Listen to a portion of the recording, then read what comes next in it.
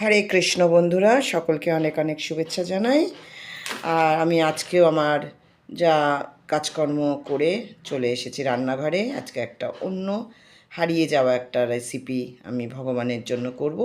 প্রথমেই আমি কড়াতে শুকনো খোলা আর কি যেটা বলো তোমরা, সেটাতে পাঁচফোড়নটাকে ভেজে নেব। আর এই পাঁচফোড়ন ভাজাটা মানে গুঁড়ো করে এটা খুব একটা মানে সুন্দর একটা স্বাদ এনে দেয় এর। এটা লাগবে, এটা ছাড়া হবে না। তো যাই হোক, আমি বসিয়ে দিয়েছি, ভেজে নিচ্ছি। আর পাঁচফোড়নের ভাজাগুলো আমরা অনেক মশলাতেই দিয়ে থাকি, তো সবাই জানো যে এর স্বাদটা কীরকম হয়। তো এদিকে আরেকটা কড়া বসিয়ে দিয়েছি, কারণ কি আমি তাড়াহুড়ো করব, স্কুলে যাব, দেরি হয়ে যাবে। তো এখানে আমি লাল শাক ভাজাটা বসিয়ে দিয়েছি।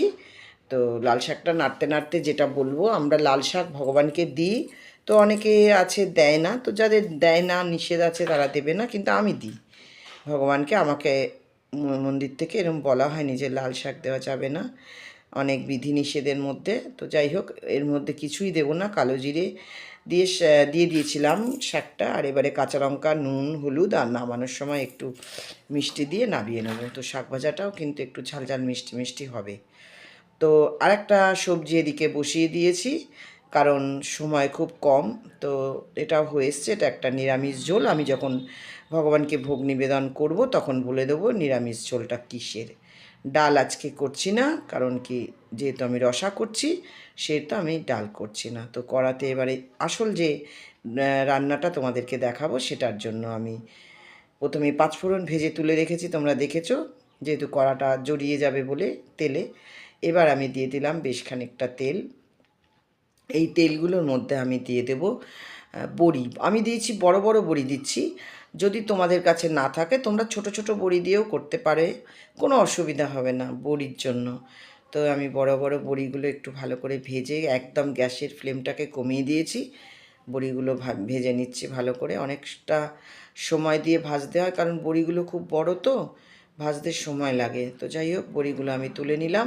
এবার ওই তেলের মধ্যে আমি দুটো শুকনো লঙ্কা ভেজে তুলে রাখলাম। এবার নিম পাতাগুলোকে ওই তেলের মধ্যে ভেজে নিচ্ছি। আমি আমার পছন্দ মতো নিম পাতা দিয়েছি, একদম কচি কচি এই সময় বেরিয়েছে। যদি তোমাদের মনে হয় যে তোমরা এই নিম পাতা দেবে না, উচ্ছে দিয়ে করবে, তাহলেও সেটা করতে পারো। আর এটাও বলে রাখি, এই নিম পাতাগুলো দিয়েছিল আমার এক ভক্ত মাতাজি। তো রান্না করতে করতে অবশ্যই ওনাকে আমি কৃতজ্ঞতা জানাই যে উনি ভগবানের ভোগের জন্য এগুলো দিয়েছেন। তো যাই হোক, নিম পাতাগুলো ভাজা হয়ে গেছে, তুলে নিলাম। এবার ওই তেলের মধ্যে আমি দিয়ে দেব কিছুটা পাঁচফোড়ন। এখানে পাঁচফোড়নই দিতে হবে, এখানেও স্কিপ করা যাবে না কোনো কিছু। তো পাঁচফোড়ন দেওয়ার পরে আমি একদম ডিম মানে ওভাল অর্ধ গোলাকারের আকৃতিতে আমি চাল কুমড়োটাকে কেটে নিয়েছিলাম, পাতলা পাতলা করে। এই তোমাদের দেখিয়ে দিচ্ছি, এরকম করে কেটে দিয়েছি। তো এবার এগুলোকে দিয়ে দিলাম কড়ার মধ্যে। এবার একটু নেড়ে চেড়ে নেব। চাল কুমড়োটা খুব নরম। আর একটা কথা বলে রাখি, চাল কুমড়ো যেহেতু একটু টক টক মতন হয় এই সময়, তো সেহেতু চাল কুমড়োটাকে কিন্তু আমি একদম আঁচটাকে, ফ্লেমটাকে আর কি একদম কমিয়ে দেবো, একদম লো ফ্লেমে একদম করব, এবং আস্তে আস্তে নেড়ে চেড়ে ধৈর্য ধরে করব। কারণ বেশি জোরে যদি আমি দিয়ে দিই তাহলে এটা টক টক হয়ে যেতে পারে। তো সেই জন্যে আমি অল্প একদম ধৈর্য ধরে একদম গ্যাসের ফ্লেমটাকে কমিয়ে দিয়ে এবার একটু চাপা দিয়ে দিই, দিয়ে আমি মশলাগুলো রেডি করে নেব। তো মশলাগুলো কী কী দিচ্ছি পরপর দেখতে থাকো। আমার চাল কুমড়োগুলো অনেকটাই ভাজা ভাজা হয়ে গেছে। এবার আমি এর মধ্যে দিয়ে দিলাম আদা বাটা। আদাটা দিয়ে একটু ভালো করে নেড়ে চেড়ে নেব। মশলা দিয়ে নাড়তে চাড়তে হয়, আমরা সকলেই জানি। তা এবার দিয়ে দিলাম আমি রাঁধুনি বাটা। সবই মিক্সিতে আমি বেটে নিয়েছি, শিলনোড়া আমার কাজ হয় না, নেই আমার, আর আমি মিক্সিতেই করি। এবার একটু নুন দিয়ে দিলাম, নুনটা আগে দিইনি কারণ নরম হয়ে যেতে পারে, কারণ সবজিটা এমনি নরম। এবার হলুদ তোমরা অপশনাল, কেউ দিতেও পারো নাও পারো, আমি একটুখানি দিয়ে দিলাম। সাদা সাদা সবজি তো দেখতে ভালো লাগে না, যেহেতু এর মধ্যে আলু টালু কিছুই পড়বে না, তো এর মধ্যে একটুখানি জল দিয়ে দিলাম ফোটা ওঠার জন্য। আমি চাপা দিয়ে দিলাম। এবার ফুটে উঠেছে, সবই সিদ্ধ হয়ে গেছে চাল কুমড়োগুলো।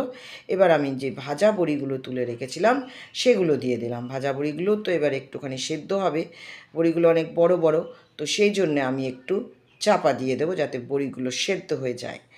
তো ঢাকা খুলে দেখছি বড়িগুলো সেদ্ধ হয়ে গেছে, একদম সুন্দর মাখা মাখা হয়েছে। এবার একটুখানি চিনি দিয়ে দিলাম, শুক্তোতে চিনি একটু লাগে। তো যাই হোক, এবার দিয়ে দিচ্ছি নিম পাতাগুলো। তো নিম পাতা দিলাম, আর ওই যে ভেজে রেখেছিলাম শুকনো লঙ্কা দুটো, ওই দুটো দিয়ে দিলাম। এটা কিন্তু ঝালও হবে না, কিছুই হবে না। আর দিয়ে দিলাম ঘি। তো এই পর্যন্ত আমার সব কিছু দেওয়া হয়ে গেছে, এর মধ্যে কোনো কিছুই স্কিপ করা যাবে না।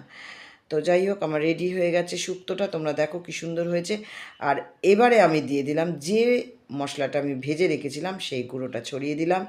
আমার ভগবানের ভোগগুলো সব হয়ে গেছে, এবার আমি ঠাকুর ঘরে ভগবানকে ভোগ নিবেদন করে দিয়েছি। তোমরা দেখো ভগবানের ভোগের তলায় কী ছিল। ছিল অন্ন, ছিল আর ছিল লাল শাক ভাজা, ছিল আজকের বানানো চাল কুমড়োর শুক্তো, ছিল ফুলকপি আলু ছোটো ছোটো করে কেটে নিয়েছিলাম, নিয়ে একটু চচ্চড়ি মতন করেছি। এর মধ্যে জিরে গুঁড়ো দিয়েছি, কাঁচা লঙ্কা আর যেরকম নুন চিনি দিই।